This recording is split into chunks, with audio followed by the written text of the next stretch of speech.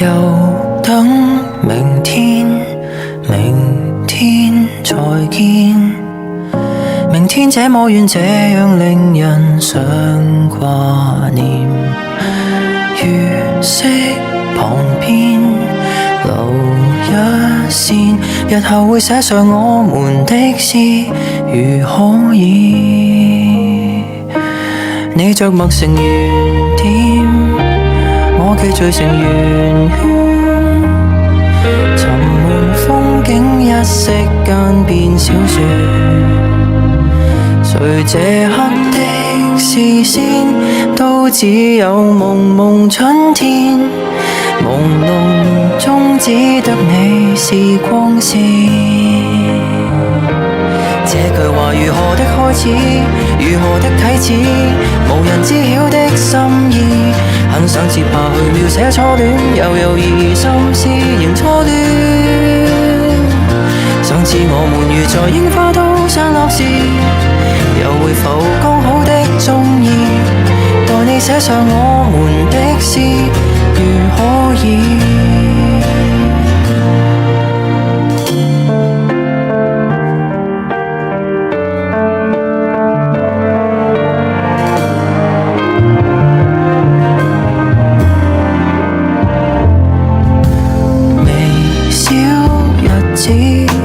隨想而已，明天應該會再續這個小故事。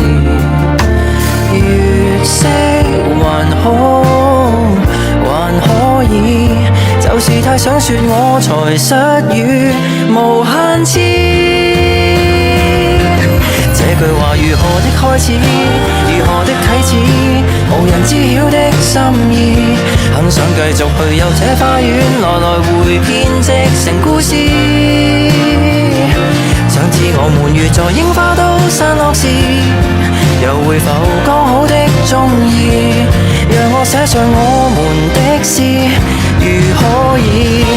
但是你不寫我的小故事，留下我不寫你的詩，以後遺憾沒有戀愛一次。匆匆4月如何的開始，如何的終止，從來無牽手的章節，翻開了無數情節，到最後都沒有那些事。願我記得，而同時淡忘了舊故事，誰曾留伏線，是和地空等一個條件。